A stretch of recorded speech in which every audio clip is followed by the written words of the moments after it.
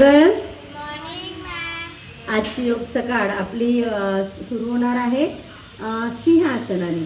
सिंहासन आपण गळ्याच्या आजारासाठी खूप बेस्ट असं आसन आहे. सिंहासन केल्याने घोरण्याचा त्रास कमी होतो, थायरॉइडचा आजार कमी होतो आणि जे गाणं म्हणतात सिंगर असतात त्या लोकांसाठी सुद्धा सिंहासन खूप उत्तम आहे. सिंहासन केल्याने तोत्र बोलणेपणा पण कमी होतो. तर विद्यार्थ्यांसाठी सुद्धा हे आसन खूप बेस्ट असं आसन आहे. तर सर्वप्रथम आपण वज्रासनमध्ये बसूया. वज्रासनमध्ये बसा.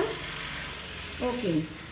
यानंतर पहिली पोझिशन आपण तिन्ही मुलांची आपण तसं बुक्समध्ये पोझिशन दिलेली आहे, टीचरनी करून घ्यावं, पण इथे मी तुम्हाला कृतीमध्ये करून दाखवणार आहे.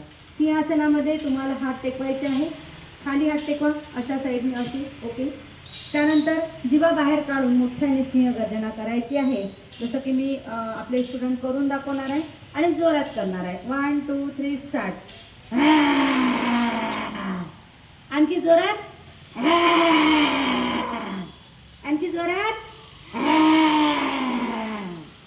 असं आपल्याला 3 ते 5 वेळा सिंहगर्जना करायची आहे. त्यानंतर असं गळ्याला मसाज करून घ्या गर्ल्स.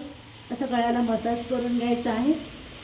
असा हाताने आपला गळ्याचा मसाज करायचा आहे. तर असं सिंहगर्जना जी आपली आहे ती छोट्या मुलांसाठी 3 ते 5 वेळा, मोठ्यांना ज्यांना घोरण्याचा त्रास आहे किंवा थायरॉइडसारखा आजार आहे त्यांनी जास्त केलं तरी चालते 10 ते 15 वेळा. ओके. थँक्यू.